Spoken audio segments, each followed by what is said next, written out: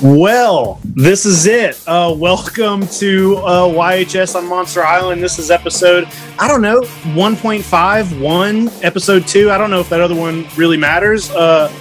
I'm Jacob Walsh, and with me, as he always will be, is my host and friend, Jay Key. Jay, how are you feeling in this aftermath of Godzilla versus Kong? It's been a pretty light week. Not a whole lot going on in the world of kaiju. But first and foremost, it's an honor to be with our heralded host, the Highness of the Heisei and the head honcho of the Hollow Earth, Mr. Jacob Walsh. Dude, I love these names you got going. I had some for Craig and Abby, but you know what? Hey, they're not here. They're lost. They don't deserve them. Amen. But yes, wow. It's funny. I like episode 1 since Godzilla's Monster 1. This can be episode 1 because for sure we get to talk a lot about Godzilla today. Holy cow. We do. Yeah. First of all, I just want to say, for people who are finding this show or whatever, since this is really early on, basically what this is, YHS is the Yes Have Some podcast, which I've been a part of for the last 5 years. And, we decided to branch out. Sometimes I can't talk about Godzilla with Craig and Abby because they just don't know what I'm talking about. Like, I love talking to them about everything and even about the Godzilla stuff, but sometimes I just can't. And then Jay, you entered our lives this year and, or last year, 2 years ago, however long it was. Time's an illusion these days. Yeah. And then, we sat down and we had I quickly found out this guy knows his stuff. Yeah, I think our first conversation back in Atlanta, whenever that was, a year and a half ago, 2 years ago, I know we talked a lot about Godzilla's Revenge. I think we even talked a little bit about Godzilla versus Megalon, because I know that's near and dear to your heart. Little Godzilla 1985 and stuff. And it was fun because, I am approaching 40, and I don't know if I've ever had a close personal friend throughout my life that's ever really loved Godzilla movies and kaiju. They might be aware of them. They might humor me and watch some, but to really have a conversation with a real live person in the flesh, not over the internet, was an interesting experience for me. And because I've always been, and I'm going to steal one of your lines, Jake, if it's okay. I've always been kind of on the fringe of the Godzilla community. I haven't done the G Fests and all that stuff. It just has never necessarily appealed to me, but it was kind of cool. And I was like, now I'm like, hey, of course I wanted to go this year and it gets canceled. Yeah. But dude, it's great. I feel the exact same way. I've also never really had anybody I could get deep into with Godzilla. And, I have, some people here and there who have knowledge of, certain things, but I've also never been to G Fest. I've always wanted to, but it's one of those things. It's like, I don't want to go to Chicago to a convention by myself, and nobody cares. I've talked to Craig and Abby about, like, hey guys, you want to go to a Godzilla convention? And they're like, not really. So, well, hey, YHS on Monster Island next year will be YHS at G Fest, because hey, you know what? If G Fest if JD Lee's is cool and it's still around, we'll go. Yeah, hey, we might have to make our own, man. We don't have to get Godzilla political in the first episode, and 100%. And the other thing, Jake, I think is cool is it's not just about diving deep and dissecting the movies and whatever. It's just nice to have somebody that, like, you wake up in the morning, you see a text come through or a Facebook message or whatever. It's like, hey, Shin Ultraman is delayed. Well, maybe that wasn't a good thing, but it's just having other people to be like, oh, they feel my pain. Who knows what you're talking about? Yeah. It's nice. It's nice to see Godzilla news and be like, Jay will want to know what the new X Plus is. Yeah. Well, and not to get too serious, but honestly, I've been a huge fan of you guys on Yes Have Some. It's truly I'm sure, I don't want to speak for them, but I'm sure a Ryan Dole and a John Yerkeba and Justin and all these guys that have really joined up kind of with YHS on some of these expansion properties. It's just an honor, man, because you guys have done just some great stuff for a long time. And it's just it's a family atmosphere, and it's hilarious, and it's funny, and it's informative. And so kudos to you guys. And once again, truly honored to be part of the team. Well, dude, I feel like you've been a part of the team here for a bit, even if it's a little under the radar, but yeah, dude, you know, we kind of been kicking around this idea of doing a Godzilla show for a while and just thought it would be fun. And like, one of the things that I like about talking to you about Godzilla stuff is like, I've been watching Godzilla since I was maybe 4. Like I love it. It's my favorite thing ever, but I also don't like remember which human characters are in which movie sometimes. Or sometimes I'm like, well, what was his name? And it's like, and then you are like an encyclopedia.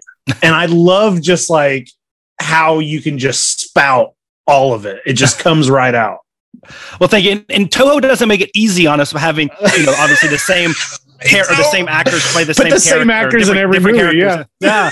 I know. It's like you have like the 5 or 6 core guys. It's like, I think Akiko Arata was in this one. I think Akira Kubo was in this one, but I don't know what character he plays. It's a different one every time. Mix them up sometimes anyway. I know, but hey, that's why we love this. That's why we love Godzilla. That's why we love Kaiju. Just the wackiness of the genre. Mm-hmm.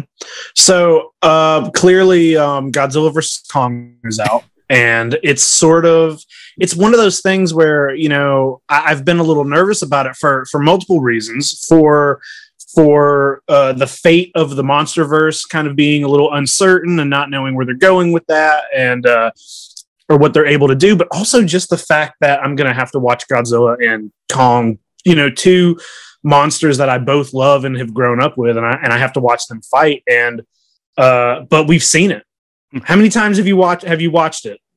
So I saw it at the theater, which was just a surreal experience. First time, and like everybody else, this is, you know, I'm not unique in this. Is been to the theater in over a year. I saw it at 1:00 Central Time on the 31st, and then I went and I rewatched it that night. And a little peek under the tent, I sometimes do some really stupid things when it comes to my Godzilla viewing. And that night, you know, of any Godzilla movie, of all the 36 whatever Godzilla movies I could put on as kind of a break before watching it again, of course I put on Godzilla 2000, one of the worst. It is one of the worst. I don't know if it messed with my mind or not, but I could not, when you told me it was the night of Godzilla versus Kong, and then you messaged me about watching Godzilla 2000, and I'm just like, what the fuck are you doing? I was like, are you trying to ruin your experience over there? You know, the day before I watched Godzilla versus Destroyer, so I was like, you know, I just ended the Heisei. I got to get to the Millennium because I'm just watching some in order again, just, you know, especially some I haven't seen in a while, and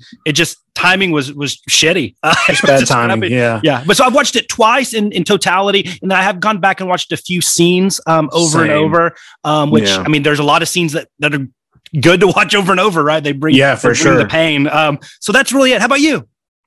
Actually, exactly the same. I was planning on seeing it at my theater here yesterday, and I started to look up the times, and then I realized that my theater is closed on Wednesdays and Thursdays here in my town. And I guess it's, you know, just because they're not fully open, and they picked Wednesdays and Thursdays to be closed. And I'm like, why pick the day that I know there's not a lot of new movies coming out, but why pick a new movies are released to be closed? Yeah. So it's like, we're not going to be showing it until Friday.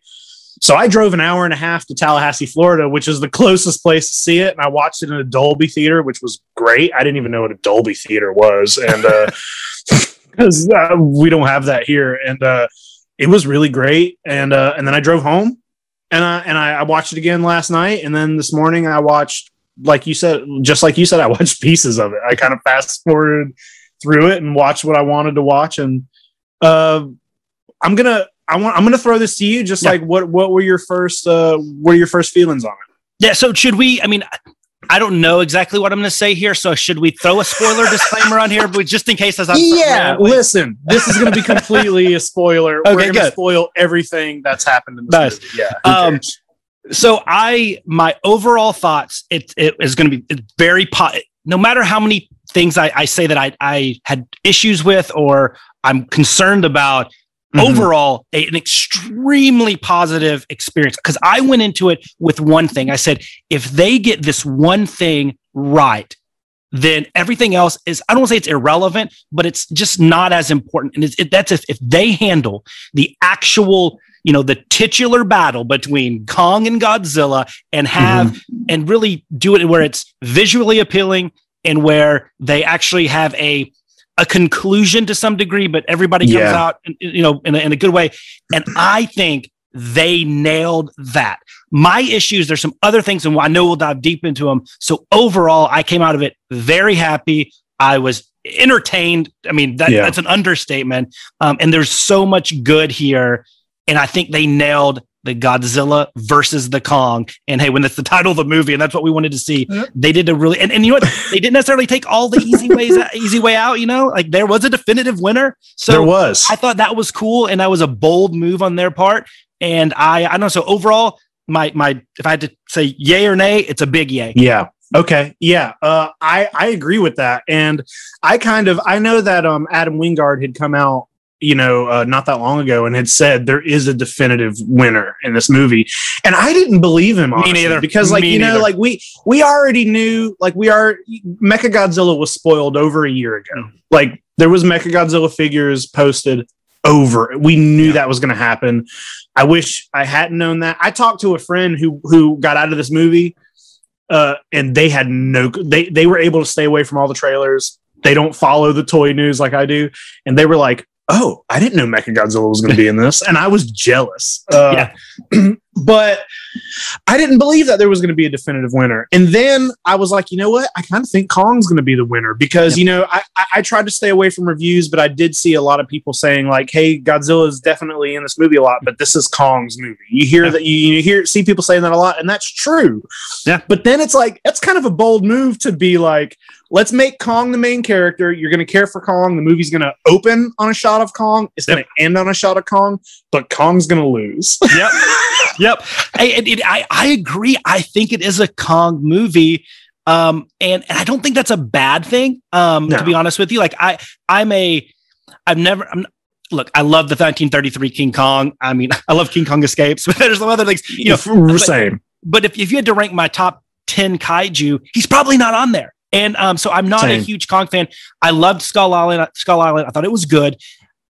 But for some reason, I think this movie might have worked better, or it did work better because they made it more about Kong. And a little bit of that, we'll talk in things that we maybe didn't like. I think there's a little left on the table for Godzilla. But of course, also with the uncertainty of the MonsterVerse, I thought that Kong might have been the safer bet to continue on, knowing, it's Toho. I mean, you should never know what's going to happen. That's kind of why I thought they were doing it. I thought maybe their idea was, if we can't use Godzilla, we can still use Kong. So if we make this movie Kong-centric, we can at least keep something going after this. Now, I don't know how they would plan to do. How would you make another movie in the MonsterVerse and have to explain that Godzilla's gone? Like, there's no way. All in Hollow Earth. It's all Hollow Earth moving forward. You could, just have a Kong movie. Just Godzilla's up. Let Godzilla be the ruler up there, and we won't touch him. And then Kong's down here. That's not a bad idea. I mean, I'll still watch that. You mean you get 3 or 4? Look, hey, let Toho do some stuff with Godzilla. I'm sure it'll be wonderful. Give them 4 or 5 years, get a couple Kong movies out, and then guess what? Bam, Godzilla can be right back in it, and we can restart everything again. At some point, eventually, Toho's just going to be like, I think this movie's already. I don't know what they're making so far, but it's already doing above the expected numbers. So, and it's also it's trending better. The critics and fans are. I saw like a graph that had what the critic score and fan score was for all 4 of these MonsterVerse movies, and this was the highest of all 4 of them so far. So that kind of surprised me a little bit, but especially on the critics. I mean, I get why the critics liked 2014. I'm sure we'll have a whole episode on 2004, the MonsterVerse, but like 2014 to me was a good movie. I think there was massive pacing issues. Still one of the best kaiju kills of all time when he blows the atomic breath through the Muto. But at the end of the day, like, I get why, it was a little, I hate using the term grittier because I feel like that's been thrown around for like 20 years, but a little grittier and more grounded in realism. Whereas we know what Skull Island and King of the Monsters, not so much, especially King of the Monsters. And I get that why critics don't like that. I was a little surprised. I think it's really just benefiting of timing. I really do. I think everybody wants a blockbuster. Even critics are like, hey, like, I haven't had a blockbuster in a while, even to talk about and get the eyeballs on my articles. Let's write something positive. So I'm not surprised. I'm surprised a little bit on the critics, but I'm also like, when I think about the timing, maybe that has something to do with and influencing it. I think so, for sure. 100%. It's like a lot of movie theaters are just now opening up. So it's probably, this is probably the first movie that a lot of people have seen in over a year, I know it was the first. I saw like a flashback cinema movie in the theater, but that doesn't really count. But this is the first movie I've seen since Birds of Prey in the theater. And I know it was the same for Craig and Abby. And, I know a lot of people, this is the first movie. My theater that I saw this in yesterday was, they had some seats closed off for social distancing, but besides that, it was a packed theater at 4:00 on a Wednesday. Yeah. People want to go to the movies. Yeah. People want to go to the movies, and Godzilla is benefiting from it, which means we're going to benefit from it. I know. And no joke, in the line in front of me was, if this couple wasn't 85, I'd bet my entire life savings they were. And I mean, he had like hearing aids, like bigger than my headphones. And then and they came up with like one of those senior discount like coupons, like you watch any movie during the matinee, and the lady was like, so, sir, madam, what movie did you see? And the lady like looks at her and goes, I want to see that Godzilla movie. And I was like, amazing.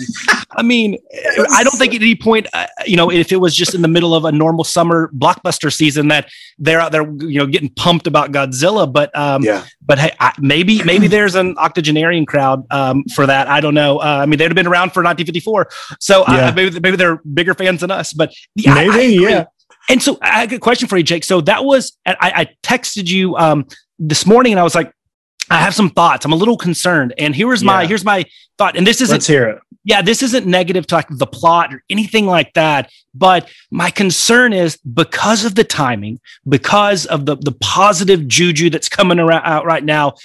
After I watched it a second time in my home on HBO Max, a little bit of the luster was lost. And I don't think it was just because it wasn't, on the giant screens and everything like that. But I think there was something about, it was the right movie at the right time. And I'm worried, is there enough meat on the bones outside of the beautiful visuals and the main fight that in 10, 15 years, are we going to look at this movie as it is and hold it in the same regard that you would hold a Shin Godzilla or a Biollante, or I might hold, a GMK or a Destroy All Monsters. Right.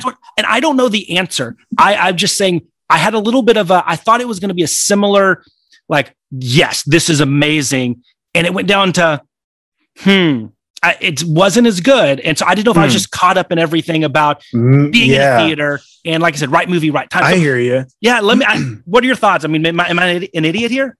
Well, I don't think you're an idiot, but there is something about seeing a movie on the big screen and then like coming home and then immediately rewatching it on your TV. It feels weird. It feels weird, and it does kind of take a little bit out of it. I know you said that it wasn't because you were able to just watch it on your TV, but it does feel like, okay, well, it might have been that was better. But I think there's kind of two sides to this movie. I went into this movie expecting it to be like King of the Monsters, and in some ways, it is like King of the Monsters. I feel like the biggest thing that let me down with King of the Monsters were the human characters, honestly. And there was I thought there were way too many, and it just wasn't as good as it had been in the other two MonsterVerse films.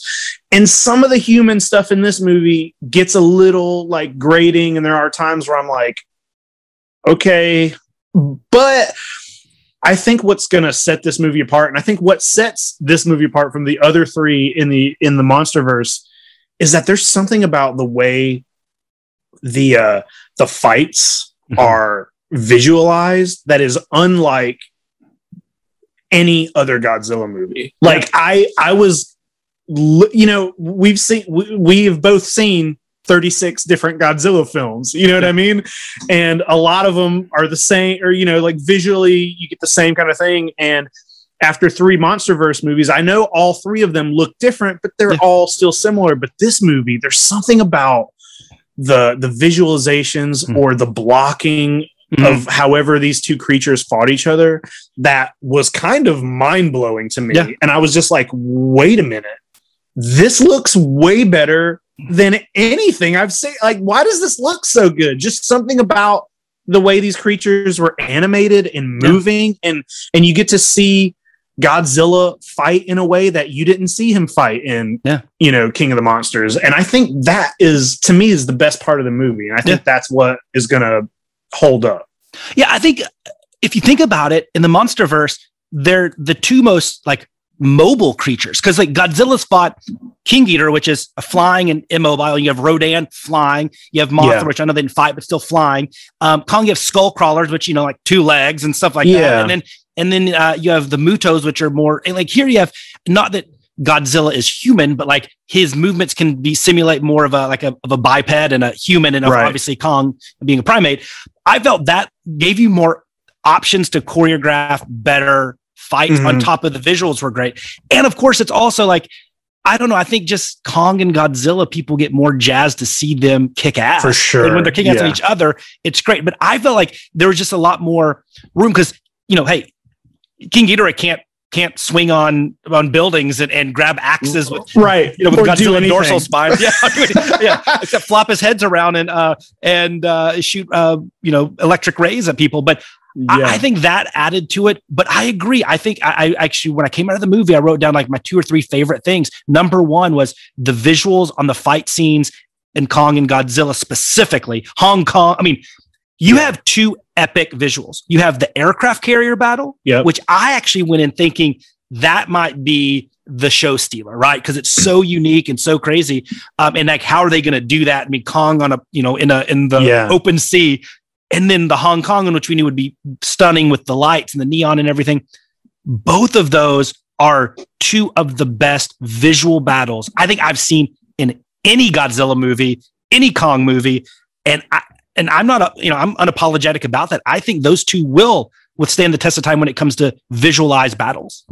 Yeah, no, for sure. And that water battle, I had read, Wingard came out at some point and he was like, it's like a 15-minute long sequence or something. And I remember being like, what? I was like, we're going to, I was like, we're going to spend 15 minutes with Godzilla and Kong on a boat on a movie that's under 2 hours long. I remember being like, that seems weird. Yeah. But I did not want it to end. Like that scene is so good. And just like being, just doing something different and showing Godzilla have a battle. How has that never happened before? Like we've never seen, other than like, Godzilla versus the sea monster. Ebirah. Hey, don't hate on Ebirah. A couple random times, Godzilla's actually fighting a creature in the ocean. It doesn't happen that often. And the fact that like, they used, I went into this movie thinking, okay, this is what I thought. I was like, there's going to be 2 battles between Godzilla versus Kong. Kong's going to win one. Godzilla's going to win one. Third battle will be fighting Mechagodzilla. That's just what I figured going in. And then, Godzilla wins that water battle. And dude, whenever Kong comes out of the water and he pukes all that water up. And then he's like kind of passed out and Godzilla like wades up to him and he's staring at him through the flames. I was like, this is the best visual I've seen. Like it just looks so, he looks so they did it. Dude, I'm all over the place here, but like the fact, when I first saw it, when the trailer first came out and I was like, oh, Godzilla's the bad guy. Why are we making Godzilla the bad guy? That doesn't make any sense. But also I'm glad we have had a chance to see this American Godzilla kill people and be, be like a badass and be scary. I mean, not necessarily evil, but beyond destructive, and a little menacing towards the other Titans, which once again, I don't want to sidetrack, but was one of my other negatives is I hated how they kind of dismissed all the other Titans because we leave King of the Monsters, they're bowing to him. And then, we just see passing in the credits looking like a tournament bracket where him and Kong have destroyed all the Titans. I didn't love that. I thought it was kind of a middle finger to the King of the Monsters. Let's talk about that. Does that mean like those credits? Is that like, do we think that means that they're just all gone? Is that what that's supposed to mean? I think it's what they were trying to get at. I don't I don't know how that is. I mean, like I said, what's the point of him? Like, what had happened when like he accepted their servitude, if you will, their acknowledgement? Even, I mean, that was a cool scene when Rodan, you know, the star scream that he is, you know, comes over there and like, I'm on King Ghidorah's side until he gets his ass kicked. Side. And then they're bowing. I thought that was a pretty impactful scene. And then here it's just like all the other Titans are gone. It's just Kong and Godzilla. Dude, and I didn't. No, go ahead. Sorry. No, I said I didn't love that. I about 20 or 30 minutes into this, I'm like, is this a standalone movie? Like, does this need the other movies? Because it a little bit kind of ignored that, which, hey, that's how Godzilla is that. I mean, loose continuity is like the name of the right? Godzilla. They did it on purpose. They were like, fuck it. Yeah, it's an ode to the Showa era. It's like, those monsters don't exist anymore. Yeah. I kind of took that whole bracket system, and I didn't, the way I kind of looked at that was like, you know, what did they say? This movie takes place 5 years after King of the Monsters. So I kind of just took that as Godzilla has fought all of these creatures since he's come back. Doesn't necessarily mean they're dead. Yeah. He's gotten to all these battles and he's won, and they're just showing us that they're both undefeated. I like to think that there's still other monsters around. They're just, that would have annoyed me too if I would have thought about it in that way, because I just would have been like, well, what the fuck? Where's the behemoth? Like, I think there's a behemoth toy that came out with this movie, and I'm like, he's not even in it, you know? I know. Yeah, I was. Unless they shot them all down to Hollow Earth. Who knows? They all went up to Antarctica and went down there. They're all. I'm in my head. They're just all in hiding. Maybe there's some still out there and they're just doing their own thing. Maybe that was just their, you know, the director's way of like not having to deal with, you know, he wanted it to just be, that was one thing I loved King of the Monsters having, you know, Mothra and Rodan and Ghidorah and just being like a full out Toho film. Yeah. But it was nice to kind of just like rein it back in. It's like, you know, even the skull crawlers and the war bats are like, you see their scenes in the trailer, and that's basically it. Yeah. You know, the war bats were cool. Yeah. But I don't know. I guess when you're trying to like cut your movie down and make it just short and tight and just Godzilla versus Kong, it's like, let's just get everybody else out of here. Yeah. And I love Mothra and Rodan and King Ghidorah. You know, and like I said, I'm a Japanese kaiju over American kaiju, but I mean, I would be lying to myself if Kong's at a different level, right? Like, and you don't need to water that down. And Kong and Godzilla, that's all you need. And I did like the touches, like the war bat, and I mean, what a Ozzy Osbourne moment there with him ripping that off. Those birds were really cool too. I thought the birds that are in the Hollow Earth, like they got like an owl face. But they were like, those were cool looking. Yeah. Hey, you know what? Now that I think of it, one of the posters had Mothra on it. And I messing with you, dude. I don't know if I had sent that to you or if I sent it to, maybe it was sent in one of the other chats with Craig and Abby, but I remember being like, oh, I guess Mothra is confirmed for this movie, huh? Because Mothra, like, it was I think it was one of the Japanese posters or Chinese posters that popped up, and I was like, oh, Mothra is coming back. But then, nope. Yeah. All right. I mean, it would have been nice to have Mothra just come in at the very end and save some people, and it could have been like what Godzilla versus the Sea Monster was supposed to be, with Kong in there and Mothra. And finally, you know, we only had to wait, you know, for whatever 1966 to now is. I'm honestly, I'm kind of glad that they just did Godzilla and Kong. I'm with you on that. I really do. As much as I love total monster melees, destroy all monsters, all that type of stuff. Yeah, I think it probably wouldn't have made for the best movie here because it's Kong and because it's Godzilla. And even though obviously we had Mecha, it's still like, that's totally different. And like I said, we got to focus on Godzilla and Kong, and I think Rodan and Mothra would have probably watered it down a little bit because they would have deserved some screen time. Yeah, I mean, honestly, I didn't think that we don't have to get into this because it's another movie, but I don't think Mothra got the screen time she deserved in King of the Monsters. You know, like they both kind of, I think Rodan had a really, really cool scene with, you know, fighting Ghidorah and all that. But like whenever King of the Monsters came out, I thought that movie was going to be Godzilla and Mothra and Rodan against King Ghidorah. I thought that was what we were. It was going to be up to Ghidorah the three-headed monster all over again. Yeah, and then you know, Mothra is and Rodan are barely in that battle. You know, it's a very short thing. So whatever, do what you got to do. But so what else did you like in this? Let's hit the points. Like it's always hard for me to do a movie review and just kind of go through like, here's what happened first, and here's what happened first. So like, what else is on your list of on the good stuff?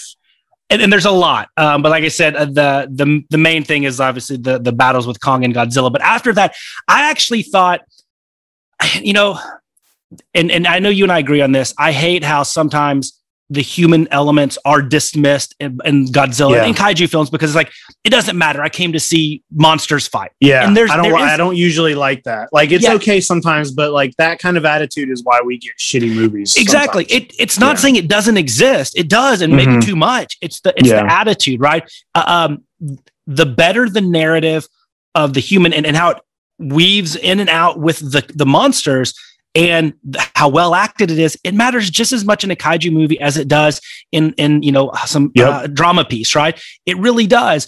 And I would say that where this is not going to go down in history as one of the better human plots, I would say that compared to King of the Monsters, it was a lot tighter. It was thin. It was it was a lot tighter, and it didn't get in the way. And I liked the A plot and the B plot. So the Millie Bobby Brown plot and the Gia going to Hollow Earth plot, they all connected through Mecha Godzilla. One about his power source, one about him just what is he? And I liked that. I thought that was well done to the point where it didn't like ruin the movie. You were not going to come out here and go, there's too much going on in the human stuff. It was like, it was the right amount. I would say, and I don't want to talk, I'll save it for the negatives, but I do have some issues on some motivation on some of the major characters. I also loved Hollow Earth. Hollow Earth. I thought how they handled Hollow Earth and the gravity, all that stuff I thought was amazing. I thought Hollow Earth was going to be a couple shots, some pretty cool visuals, but not like a huge part, like just more of a, I don't want to say a Deus Ex Machina, but like just a plot point that helps them move things along. I thought they really fleshed it out pretty well, and there's some really cool visuals there. So that was another one that I really did like. And then the other thing is, I loved Kong being carried on a net because it made me think of like King Kong versus Godzilla. I know the balloons. But so for something that didn't have a ton of straight up in your face fan service like King of the Monsters did, I thought little things like we had to really stretch. I thought they were good, but really the right amount of human characters, nothing I think offensive, and the visuals. And then Hollow Earth, I think, might have been my second favorite thing about this entire thing.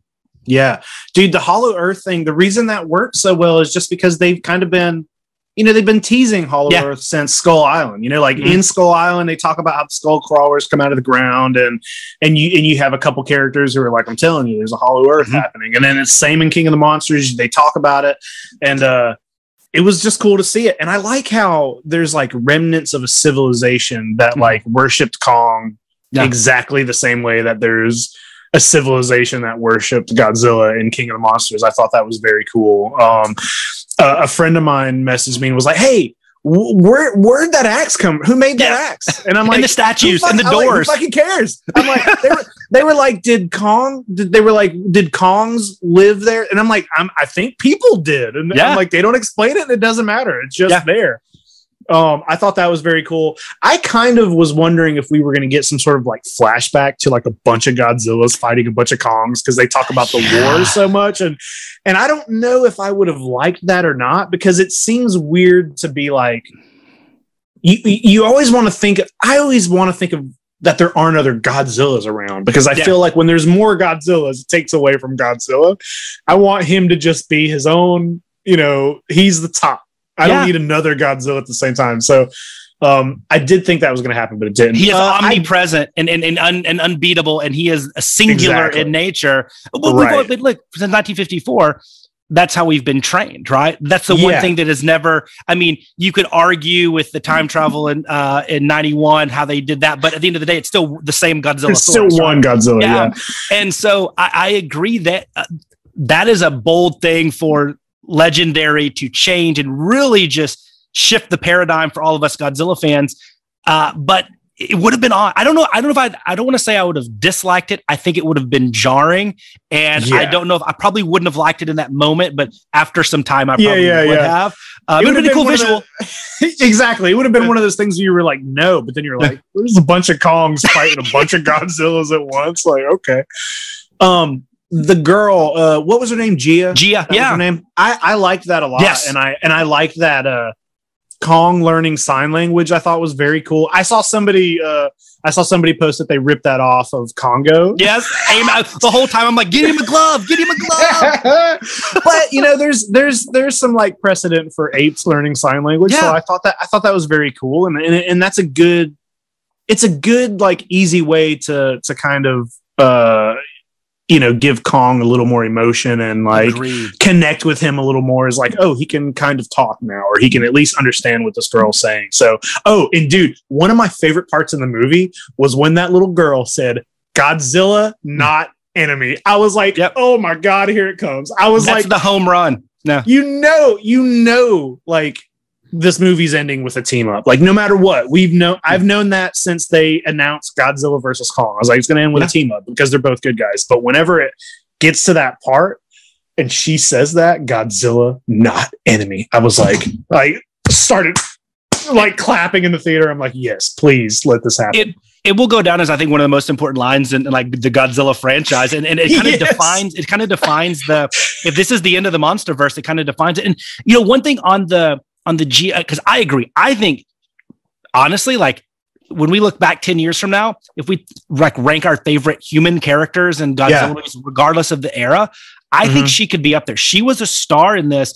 And here's the thing. I've seen a lot of people online complain about kind of what you alluded to. Like, he just knows it. It's just kind of like, oh yeah, him and her taught it. Like, how does that happen? There has to be a lot of steps for, but that is a Godzilla movie in a nutshell from every era. It's a move. It's like you don't have to, you don't have to have an entire movie explaining one thing. It's like, you just take it. Okay. It happened, and let's not focus on that. And I'd say like the human element doesn't matter as much in those films. Like, that's kind of one thing that is true. Like, you don't have to explain. You can kind of just, okay, that happened, move on to the next point. And that's a perfect example, because I think it's a great plot point. And I didn't feel like at the end of it, like, oh man, I wish I'd have seen flashbacks of her teaching Kong how to sign. You don't need that. No, we don't need it. No. Well, like, people forget. Well, it's hard, when you get sucked into a movie that's, an hour and a half long or 2 hours long. Like, for us, it's only a 2-hour movie, but those people live in that universe. Yeah. And she's been spending every day of her life with Kong, so it's like, we don't need to see, she talks to him every day. He's a very, very smart monkey. He's going to maybe pick up some words. Like, I don't need to see that. It's just going to happen. Yeah. 100%. So go ahead. I would just say, on the Kong, as far as like, we open up with him in his containment unit on Skull Island, right? That he's like, I loved him javeling the giant tree there and trying to break out. That was great stuff. Once again, don't care how they built the containment unit over it. None of that matters. It also, one of the things that I wondered, sorry to cut you off, but when I watched it the second time and they pan out and they show the containment unit, I'm like, oh, it looks very small. It doesn't look like it's over the whole island. Yeah. I'm sure that's just something that they glossed over, whatever. Yeah, it's like half of Isla Nublar. So no, my question though is like, and this isn't like a negative. This is like, I would not put this as one of the things that bugged me, but it was so funny. It's like, we talk about things that they don't have a ton of explanation. Talk about a throwaway line. It's like, oh yeah, Kong, left alone in this habitat has grown really big. It's like, that explains how he got so big. It was just a throwaway line at the very beginning. He just got big. He ate a lot of trees. Maybe he's drinking some soma berries from King Kong versus Godzilla. I don't know. Yeah. I guess, like, okay. I guess you're just supposed to, what I think is you're just supposed to, this is not the same King Kong that we're used, like we're used to a King Kong that, how big is King Kong in the original film? Like 30 feet tall or something. Like, he's not even that huge, And then in the Peter Jackson, I think he's a little bit bigger, but he's still not a giant, he's not Godzilla sized by any means. So, whenever Skull Island, that Kong is big, that Kong already is way bigger than King Kong ever is. So I think we're just, It's not the same. He's a growing boy. He's a growing boy. It's not the same King Kong. We're just supposed to know this one's going to be as big as Godzilla. Yeah, yeah. And like I said, it doesn't bug me. It's just one of those things that we talk about. I don't need to explain it. Just let's roll with it. He knows sign language. He grew a lot. The end, guys. Let's just go with it. Yeah, I mean, and the biggest Kong, I think, still is probably the Toho one. But let's just say the visual was much better than that King Kong. 100%, yeah, for sure. One of the things that I liked that they did, watching the trailer and going into this, I assumed, something's wrong with Godzilla. He's going to be a bad guy. There's a reason, they say that in the trailer, but immediately when Godzilla shows up, they're like, oh, this is Godzilla's first sighting in 3 years. And we see the first time he's a bad guy. And they kind of make it apparent pretty quickly, like, oh, he's targeting this place. Yeah. We know it's Mechagodzilla. And they kind of like they tease throughout the whole movie that there's you get the eyeball and but I like that we immediately know what Godzilla's deal is. And it also it makes you imagine what Godzilla's thinking, because it's like he's the smartest person. He's the smartest one in the movie because before Mechagodzilla's not even built. Yeah. But he knows it's there and that's what he's attacking. And he's just like, Kong, leave me alone. I'm trying to do something. Just stay over here, stay in your lane and let me figure this out. Yeah. And I like that about him. And he doesn't, in the 2014 Godzilla, when he shows up the first time, they make a point to show, the little tsunami that happens and the destruction that happens from Godzilla, because he just doesn't, he doesn't care. You know what I mean? He's like, he's a protector, but he's also like, just get out of my way. Protector of Earth, not of humans, right? Exactly. Yeah. And I like that about him a lot.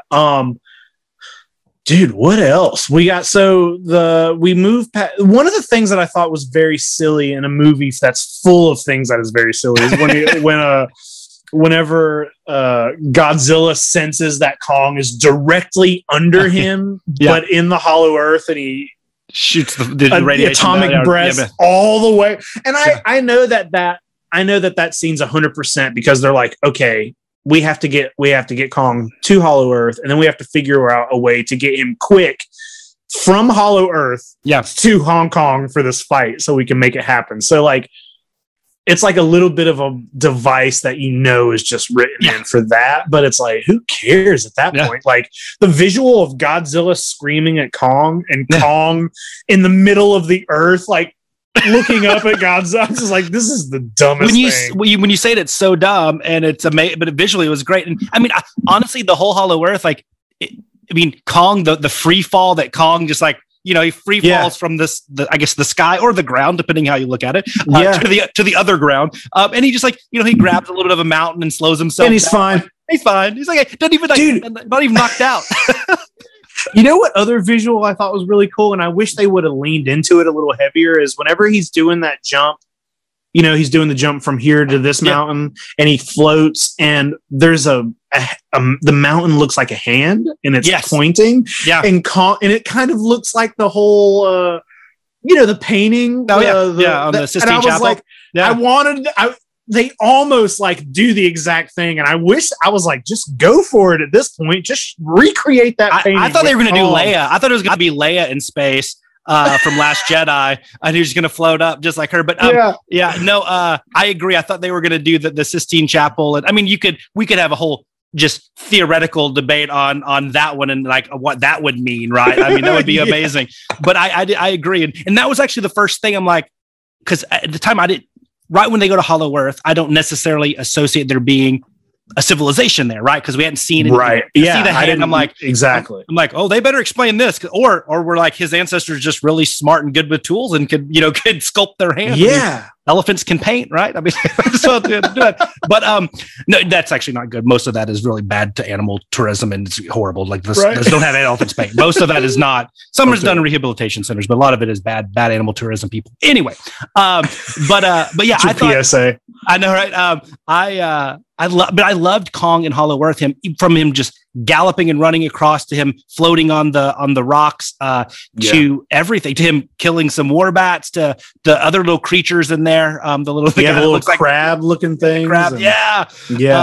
And I just thought the visuals were great, and there was the bird people that you said, the little old looking geriatric parrot monsters. Whatever, those look great. I thought Hollow Earth they dominated. I thought they did a great job. Silly or not? I agree. I agree. Let's talk about this Hong Kong fight. Yes.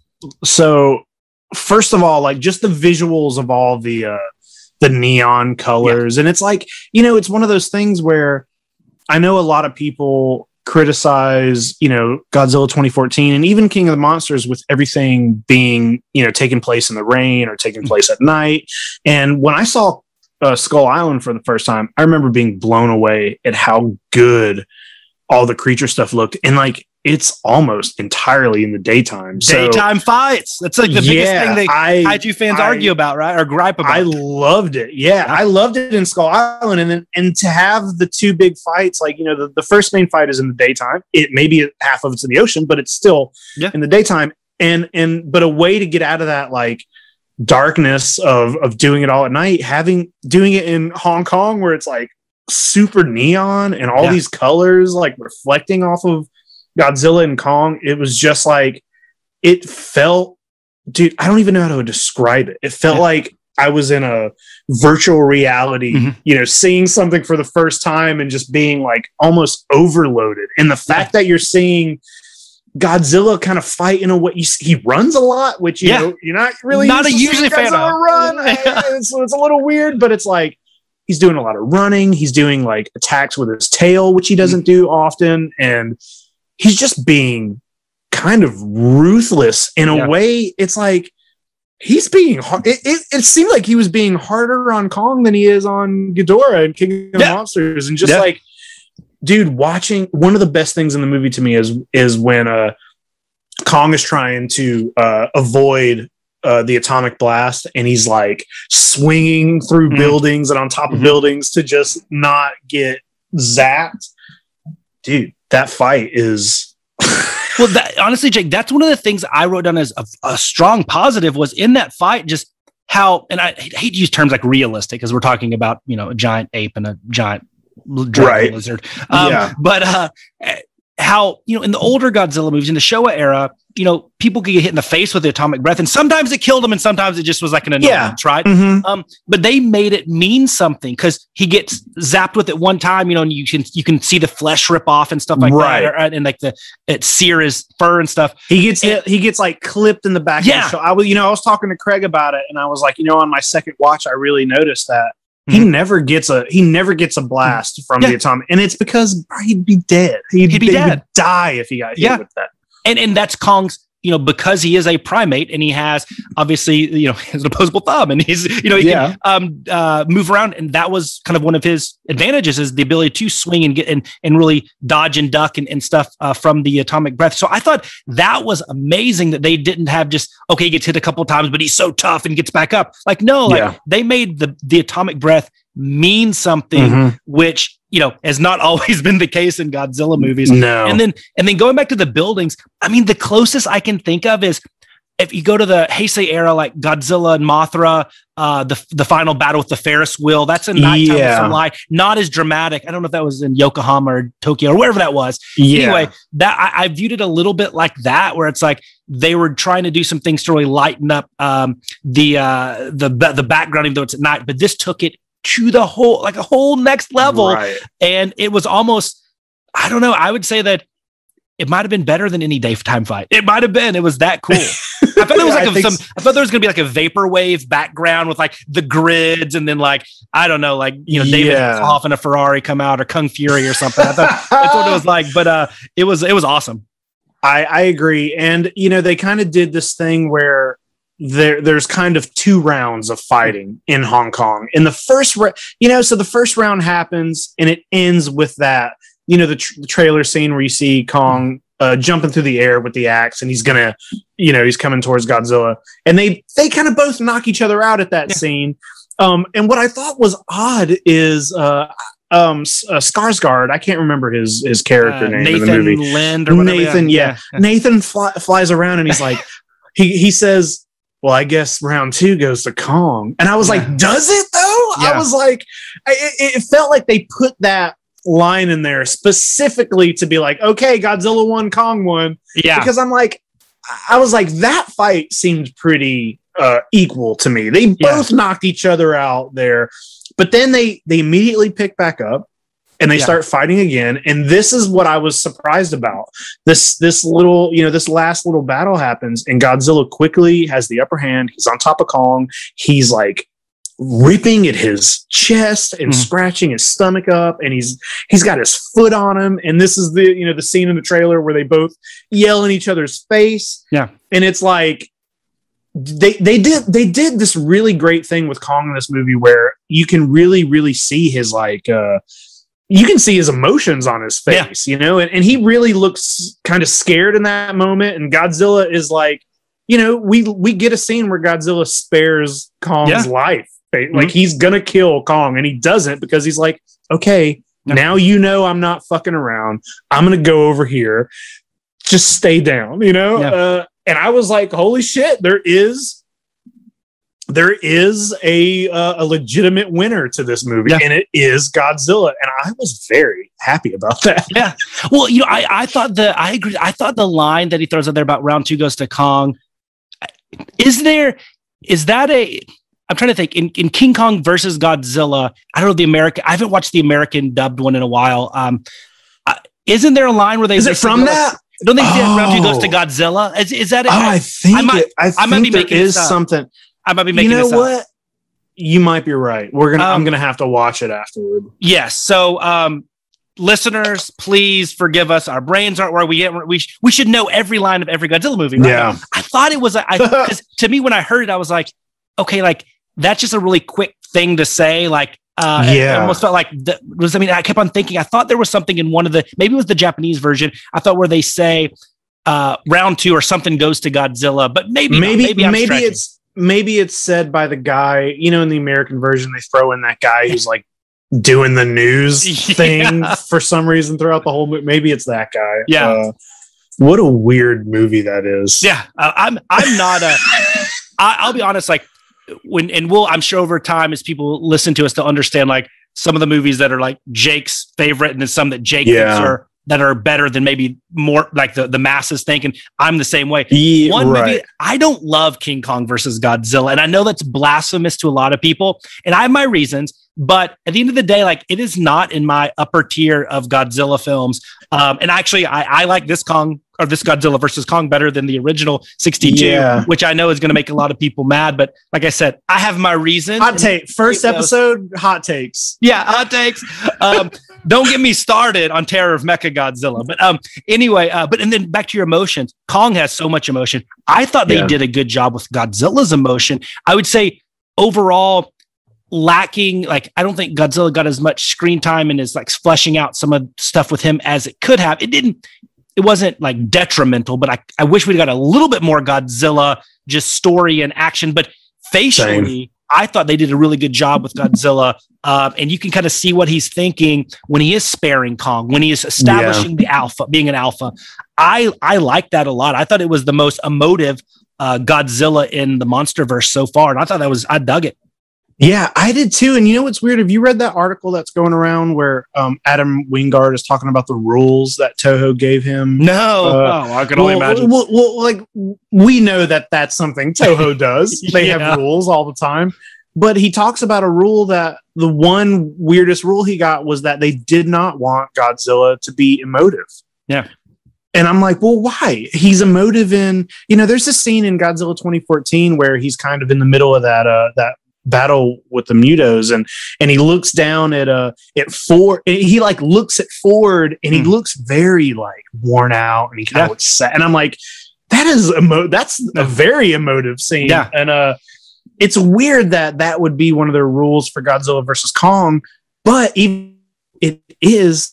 I ignored it because Godzilla is very emotive, and especially that the last bit in the movie where Mechagodzilla is defeated. I know we haven't even talked about Mechagodzilla yet, but we will in a minute. But end of the movie, Mechagodzilla is done. Godzilla and Kong like look at each other. Kong drops his axe. Yeah. Before Kong drops his axe, he has a look on his face where he looks very worried. Mm-hmm. He looks like he's like, I don't want to fight. I don't want to do this. I'm done. And they give each other a look. And dude, what I wanted to happen so bad. I wanted a handshake. I wanted, if they wanted to just do the most Toho thing ever, I wanted Godzilla and Kong to do that fucking Godzilla versus Megalon handshake. I was like, I would have loved that. That would have been amazing. Yeah, that was. I could see why they didn't do that. It would have been out of place, but it would have made me happy. But yeah, I understand. Maybe there's an alternate version. Maybe the alternate version, deleted scene. I agree, and I don't know if a motive to Toho is like, dancing up, doing the Invasion of Astro Monster dance. Yeah. But you could tell what he was thinking, I guess. He seemed more like an intelligent beast than just a destructive force. And that's what by motive, I meant that. And I thought, I thought they did a great job. And you knew what he was thinking without him and Kong, obviously. This wasn't Godzilla versus Gigan. He couldn't speak in word bubbles. So this was the best that we could do. And I thought they did a damn good job on that. That's definitely one of the things that I liked. Yeah, I agree. All right, so let's talk about Mechagodzilla. Well, so this is the things we don't like part, right? Yeah, we'll get into. I figured we'll talk about this Mechagodzilla. We'll talk about what we liked about Mechagodzilla, and that will lean into the part of the show where we talk about the shit we don't like. So, I was wondering how Mechagodzilla was going to be handled, and I was kind of surprised that there were teases right away. Right away, after the Kong scene. After Kong opens the film, it kind of cuts to like a commercial for this tech company, Apex, and right away, if you know anything about Godzilla, you're like, okay, we're talking, and there's all these teases where the villain is like, well, we got a plan, and I'm like, what plan? What are you talking about? You're clearly talking about Mechagodzilla. So I think I like the way Mechagodzilla is used in this movie. I like the idea bringing in the Ghidorah skull and having kind of a pilot happening, even though he doesn't have a pilot because that was a weird choice, right? To be like, these are bad guys, they're going to use Mechagodzilla to kill Godzilla. But then Mechagodzilla overpowers them and takes out the two villains and just becomes an evil Mechagodzilla on his own. That seems like a convoluted thing. Well, first off, the fact that they use the Serizawa name and it's the son of Shiro Serizawa is like Watanabe's character, I believe, right? I think that was his name. This was to me the worst thing in the movie. Yeah, why? Why just have his last name be, Johnson? Yeah. It doesn't have to be Serizawa. If you're not going to mean something. They only even, I think they say the name twice. Yeah. And in both times it's almost like in passing. And I was like, what? Yeah. I was like, what's his name? Yeah. And they never mention it. They never mention his father. They never, we don't get any story with that guy about why, if his father spent his whole life, sacrificed himself for Godzilla, why is the kid wanting to nothing. We get nothing. And it just makes that pointless. Yeah. So the Mechagodzilla, I absolutely loved his, not just the origins, but how he functions. I love the fact that they have the King Ghidorah skull is kind of the cockpit, and that can allude to in the chamber, the heart or whatever might be the other head or something. They're that's how they talk to each other telekinetically. Well, he says, I think at one point he says, it was three-headed. Here's one, and the other's in there. Yeah. I think that's basically supposed to mean that maybe the skull of Mechagodzilla has Ghidorah's skull in it. I don't know. They don't address it further than that. Yeah, and so I actually do like them taking over.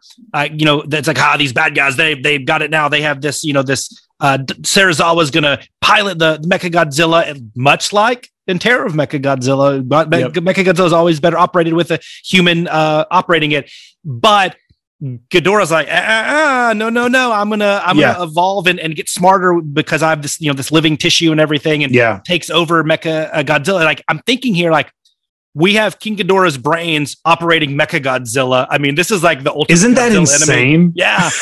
That's the craziest thing ever. So that might have been like in the top 3 of my favorite things. If you go Godzilla vs. Kong fights, Hollow Earth, and maybe like how they explained how to operate Mechagodzilla and Mechagodzilla. Yeah. But the humans around Mechagodzilla, we already talked about Serizawa, but then Walter Simmons, the main baddie, like I don't get any motivation. He just like wants to win for humans. Like I thought it's a little confusing. Yeah. And it was just like a character right out of Central Casting. Like it just seemed like evil bad guy. And like he just wants to do this.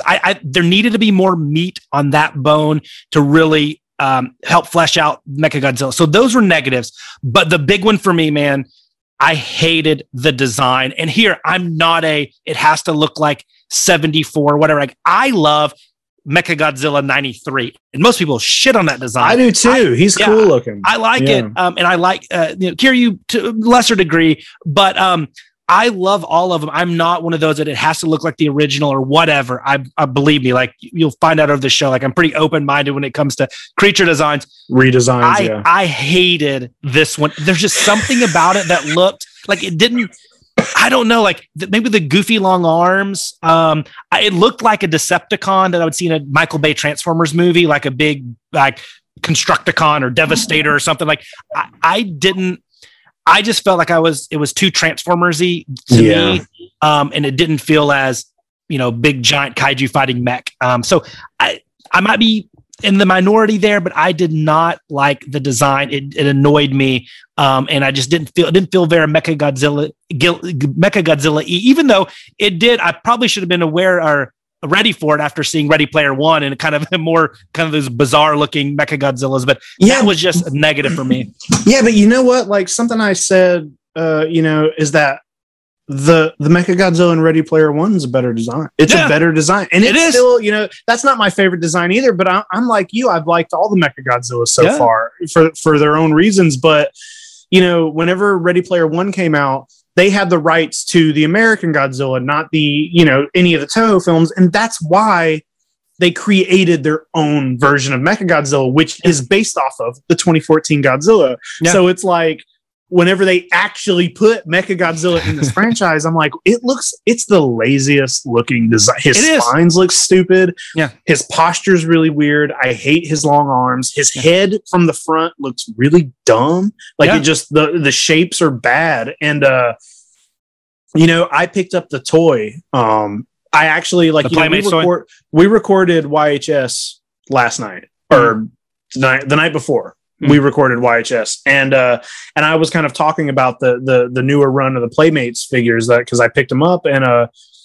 it's the first time I've seen the Mechagodzilla toy in person. And we've seen pictures, so we kind of already knew what he was going to look like. But something I said in the other episode is that Playmates toys, they're very simple. The sculpts are really simple. There's not a lot of detail, so it's like hard for me to judge based on the toy.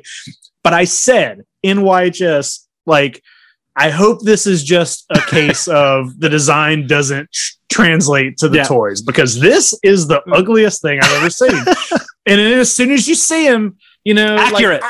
It's a pretty accurate figure. I liked the scenes where they're like having to test the Mechagodzilla and they're like breeding skull crawlers and like that's a cool thing. Like cool. They're having to make sure he works. But dude, as soon as he pops up and you're seeing him for real, I'm like, he's weirdly skinny. Yeah. His metal just like you said, it looks like a transformer. It looks like there's no actual mechanisms that it's just like they painted it metal. It just doesn't. It didn't work for me at all, and I was bummed out about that because I think the creature design for these films have been pretty great. Yeah. Mothra, Mothra wasn't my favorite. I like my Mothra's chubby and fluffy. Yeah. But I get where they're going with it. I get why too. I thought the Mothra was just a little too far away from Mothra. Yeah. But it's like, how they try to make her look more like a real moth. I get it, but to me that one didn't work as well. But like Mechagodzilla, you can do anything you want. And it's like, if you could do anything you want, you have, I don't know, 4 or 5 old versions of Mechagodzilla that you could base it on. Yeah. You have Godzilla, new Godzilla you can base it on. And it just looks like they went with the quickest, laziest sketch that somebody was like, we need it by this afternoon. Yeah. I hated the way he looked. Yeah, it's a Ferrari. Yeah. It's a Ferrari idea and a Ford Taurus execution, man. It really is. Like, I love so much about it. And I just, it really is. I think we should like totally like go with that. It was a lazy design, and there was just like nobody that had ever watched a Godzilla movie, I think, put that together. I mean, it stinks. And like you said, Legendary, if anything, they've had a pretty good track record on the I think so too. Designs. Dude, I want to see. Do you know if they're putting out an art book for this movie? They usually do that for all the other films have an art book. Yeah. I want to see what the other designs were, because there's always in those art books you always get 5 or 6 pages of all the other. They're all probably amazing, and it's like, what the fuck are you guys doing? So, but that being said, I like the fight. I like the Mechagodzilla fight. Part of me was like, ooh, please have a rainbow laser. I get that too. That's just fan service kind of. I was waiting for his head to spin around and there to be the force field, and then Godzilla trying to touch it. That was what I was going for. Well, I did wonder if he was gonna pull the head off and there'd be something, kind of the terror of Mechagodzilla. Yeah. He does get his head torn off, but I thought all that was really cool. It's really fun to see, like, as much fun as it is to watch Godzilla fight Kong. I'd always rather see them team up. This is the first time we've ever seen it. This is the first time we've ever seen it. We may never see it again. But the fact that both of them are fighting to get it's just weird to know that Mechagodzilla and King Kong are in the same movie. Like, that's just such a weird thing. And like, you were talking earlier about the old Godzilla versus King Kong not being one of your favorites. I think the thing that's always been weird to me is just that the King Kong movies, like if you look at his own movies, the original or the Peter Jackson or King Kong Lives, any of those, like, he's just such a different kind of monster than Godzilla is. He just doesn't, like, I know it's the American versus the Japanese, but he just doesn't really fit in. It's just like such a different kind of movie. And I think that's always why Godzilla versus King Kong has been like, it's fun, but it's like an experiment, But having this and then watching King Kong and Godzilla teaming up and like Godzilla, powering up the axe so King Kong can just destroy Mechagodzilla, whose brain is King Ghidorah's brain, is just like, this is like a Christmas present.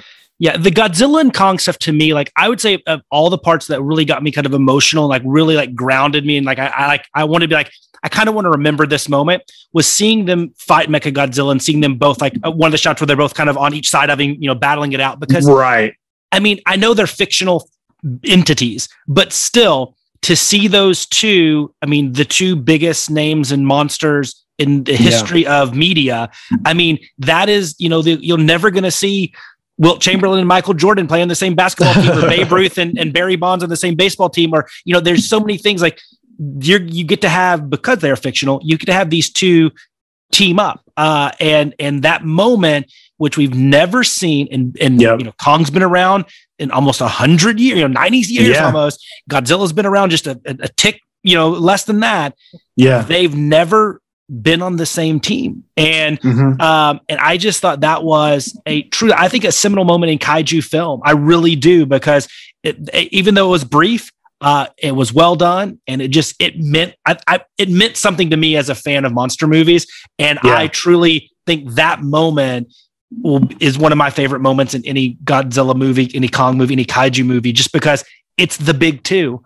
And they're not just fighting each other, they're teaming up, and hell, they're teaming up against a damn good, enemy, and basically Godzilla's two greatest enemies put together. Exactly. I mean, I don't know. I just, to me, that was, the rest of the movie could have been total garbage, and it wasn't. If you've listened this far, you know that it wasn't, for at least our opinions. Yeah. And that moment could have saved it, have been enough for the price of admission there, just because that was just an important thing to me. And folks that aren't huge kaiju fan might not. They might, that's cool, but like, it was an important thing. And so I don't know. I love that part. Yeah, no, well said. I think you're right. And I think, like, I kind of went into this movie, I think, with my my expectations not as high really, because it just felt so when you know it's going to be the last in the series, and you know, with each movie having a different director, and Godzilla, the tone of Godzilla 2014 compared to the tone of King of the Monsters is insane. It's like that is probably the most Toho thing about any of them. It's like, you know, Godzilla 2014 is to, you know, the original Gojira, as like King of the Monsters is Godzilla versus Megalon or something. You know, they're just so super fucking weird.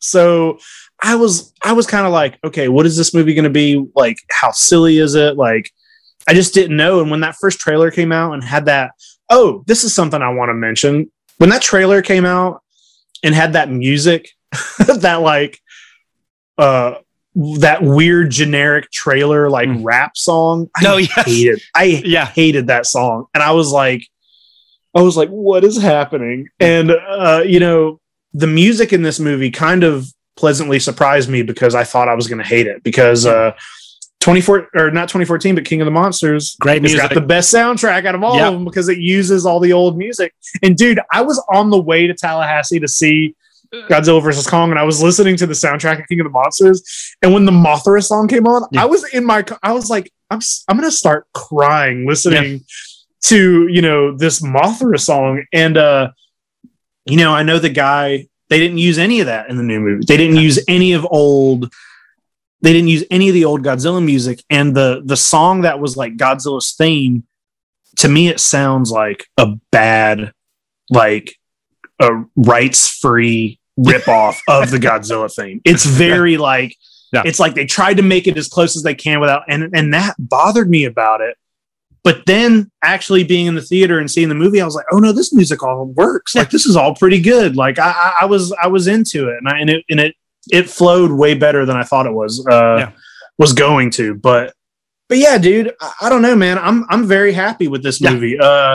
I think everybody should be. I think all kaiju fans. I mean, whether it's enough to keep the MonsterVerse going. I know there's more to it than just was the movie good and made a lot of money. I know there's a lot of issues in contracts and such, and I don't know if I'm optimistic about it continuing. But I think everybody has to be pretty damn happy with the movie they put out there, with all the everything getting pushed back and just timing and all the weird stuff going on and handling.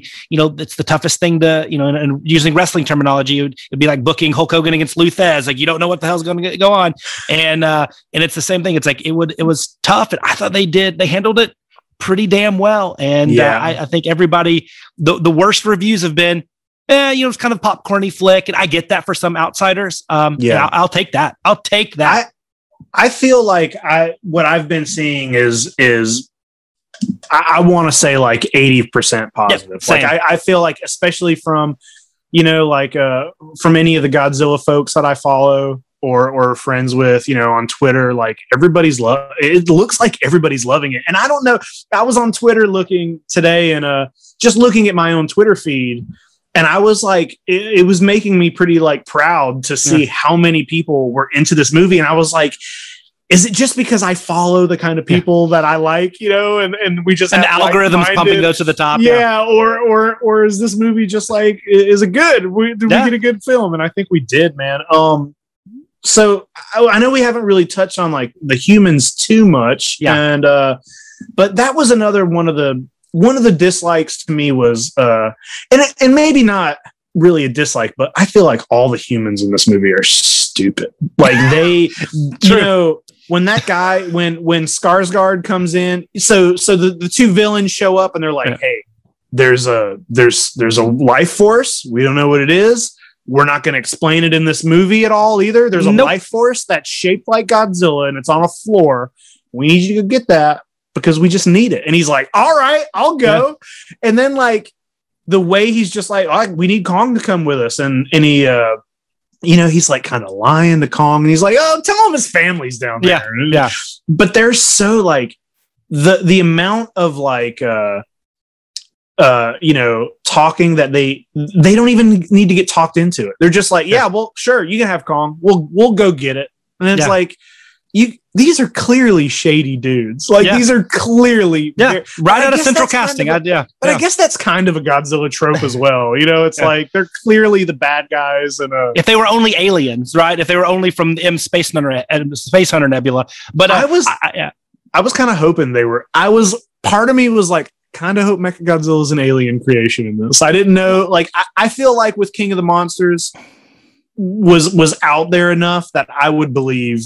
Well, aliens coming in. You know, Monster Zero, obviously Ghidorah's an alien, and it would give more motivation to why this guy really wants to build Mecha. I mean, obviously put in a lot of resources with this company to build Mechagodzilla, and I still don't, other than like just defend against Godzilla because he's a good guy, but we know he's not. Like, I still don't understand that. If he was an alien trying to kill Godzilla to be able to take over the Earth, hey, I know that's been done in like 7 Godzilla movies, but it would explain him. Yeah, but it's like there's only like 2 ways you can go with Mechagodzilla, and it's either he's a bad guy and he's a villain, or he's protecting. But you know, Godzilla is the protector here, so he's got to be the villain. Yeah, and I agree. I mean, like I said before, like I liked it because they definitely whittled down the human element from King of the Monsters, right? Which was the same thing. A lot of stupid people, but there was a lot of them, right? And there's too many of them. Too many.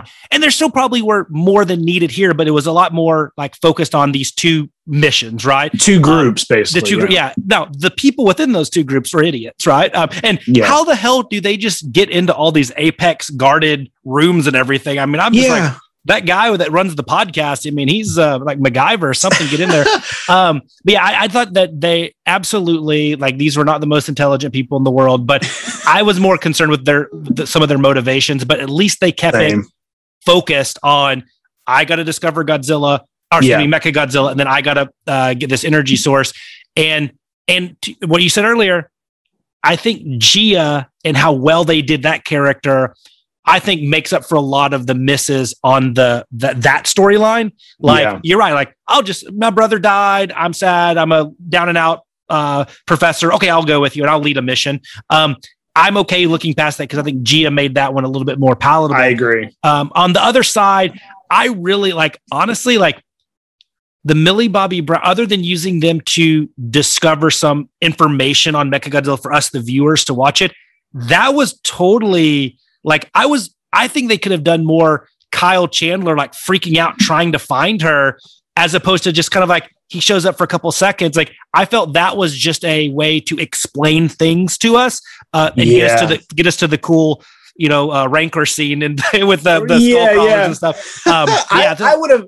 I think I probably would have preferred, nitpicky, whatever, but I think I would have preferred if it was just Millie Bobby Brown and Kyle Chandler. Yeah. And maybe get rid of the other kid and get rid of the podcaster. Even though that guy who's the podcaster, I like that dude, and he played that character really well, but it's like, I read a criticism about these Godzilla movies that almost all 4 of them have characters who are all like conspiracy theorists, and they're right in every movie. And it's like, do we need to let the conspiracy theory people be right all the time? Because in the real world, we don't like those kind of people, mainly. So I kind of get that, but it's like, I'm okay with them being right because you know what?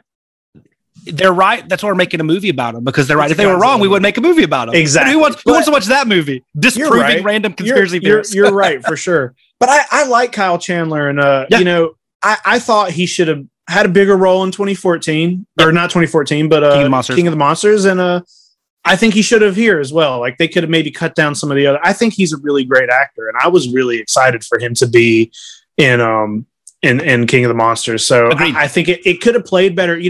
If they would have brought him in, whenever you meet him in King of the Monsters, he hates Godzilla, and he kind of goes through a little bit of a thing. So I think it would have been cooler if he was the one who was like, I know Godzilla's not a villain. You know what I mean? Because he firsthand watched that in the last movie. And I think that would have been a cooler character thing for him to be the one who's like, I got to find out what's wrong with Godzilla. So I love it. Whatever. I love it. Let's remake the movie.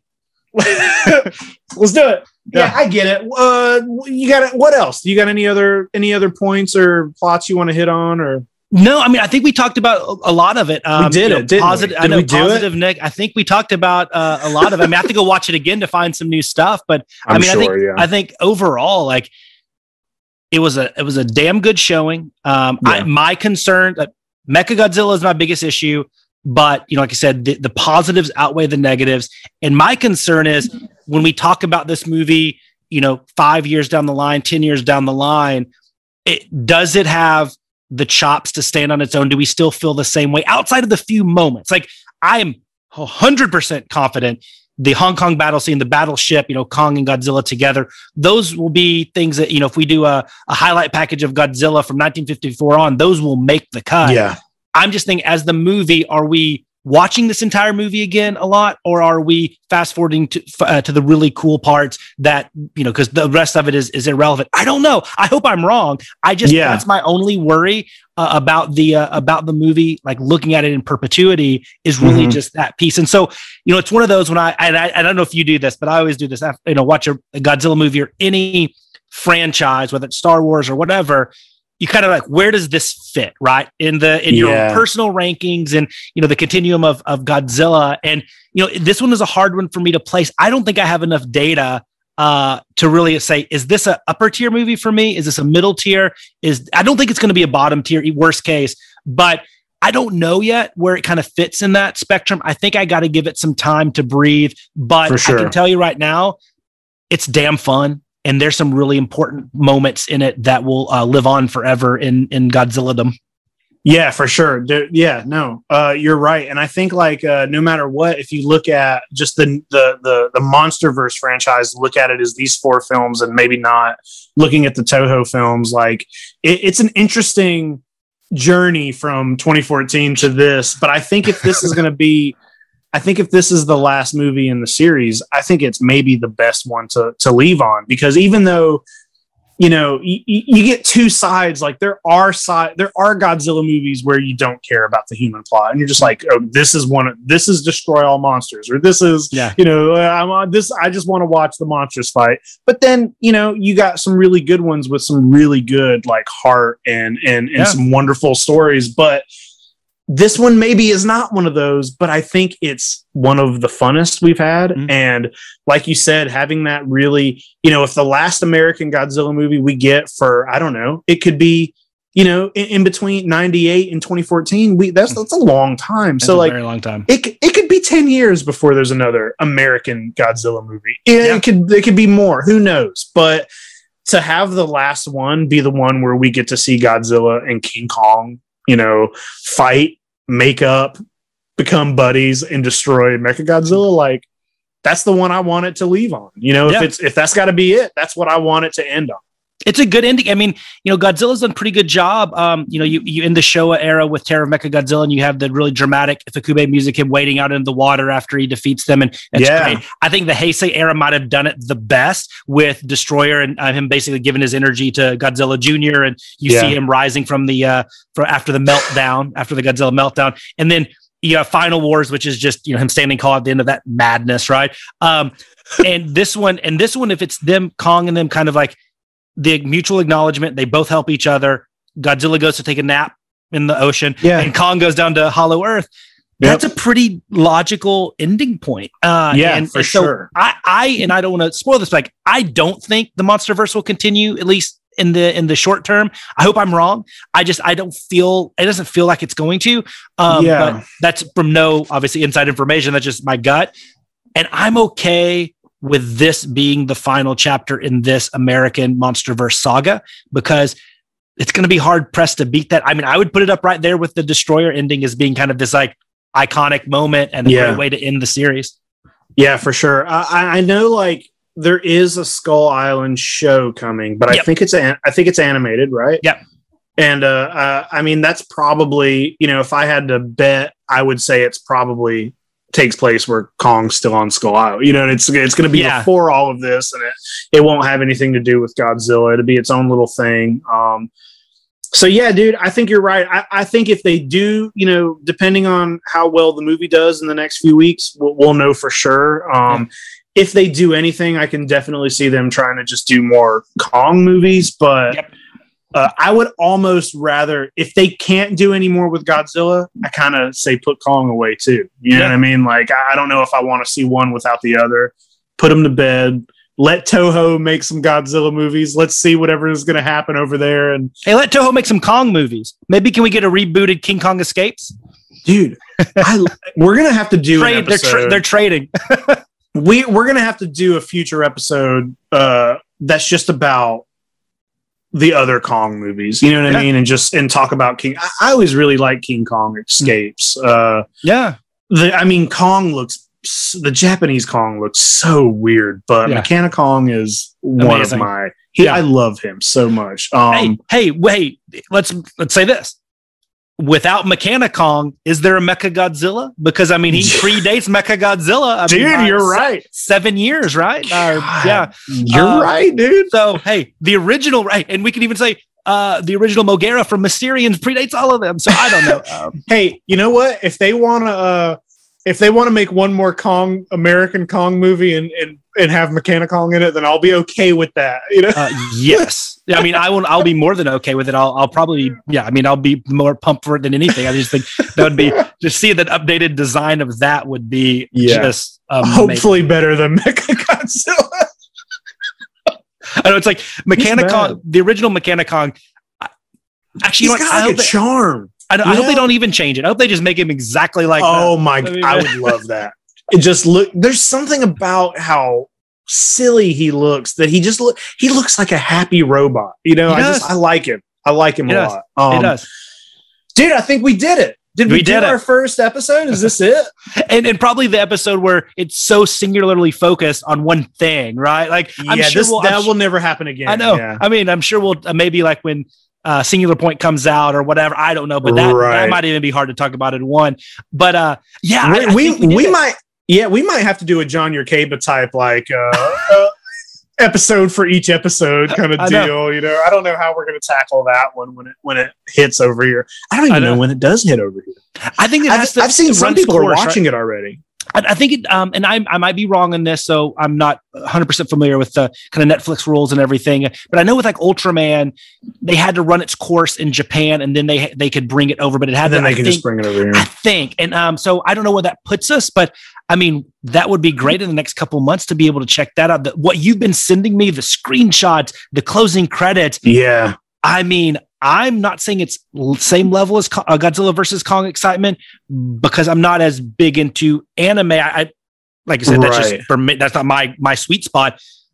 I might be getting pretty darn close though, because the amount of just monsters in there, and it looks like they're doing these cool designs. I don't know. I'm pumped, man. Dude, we don't have to do a whole thing about it here, but me too, man. The fact that it's a Godzilla cartoon that's kind of like 2D animation, and it's like I think they do a little bit of computer generated. I'm not really sure, but it's just like why wasn't that done sooner? You would think like that would have came out a long time ago. And I'm not a huge anime person either, but there are some things I've watched. I honestly enjoy the Godzilla anime trilogy that's on Netflix. I do, and that's Jake versus Jay round one. Right that's an episode. I rewatched them recently, and I do think some of them are better than the other. You know, I think the second one's the worst one, and I got issues, but we agree there. But no, dude, like seeing all the, bringing back Jet Jaguar, and it looks like Megalon's going to be there, and like all of these like secondary and, characters that you never, monsters that you never see that often. Like they're bringing everybody back. Yeah. And that's exciting to me. Like it looks like Jet Jaguar might be like a main character in this. He's in everything. He's made for anime. He's perfect. He is for sure, and I love it. I'm super excited about that show, and we'll be talking about that for sure.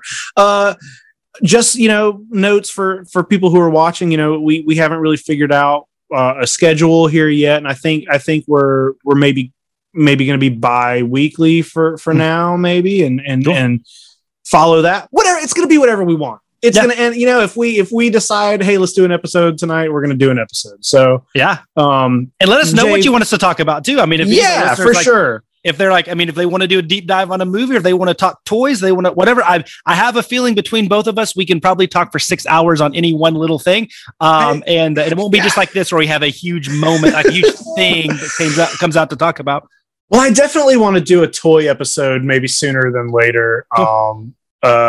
and that's how it's going to be. It's not going to be the kind of thing where we're like, hey, this week we're doing Godzilla versus Hedorah, or we're going to figure it out and go take it, an episode at a time. But Jay, you got any final thoughts here? No, go out, watch Godzilla versus Kong, or watch it on HBO Max if you don't want to go out. Whatever. Hey, that's up to you, man. But no, I love your line when you say, just go out and buy a Godzilla toy. I'm like, hey, yeah. You don't have to go out. Watch a Godzilla movie. Watch a Godzilla movie. And you know what? If you do anything, pay attention to the human characters, learn their names, and I promise there's a few movies out there with a damn good human storyline. So please do that. Yep. I agree. Yeah, I would just, final thought, I would say if you can and if you feel comfortable, I would say see this movie in a theater, because I feel like it's definitely made to be seen in a theater, the loudest, biggest theater you can. But that's it. Thanks for, hey, Jay, thanks for doing this with me. This is fun.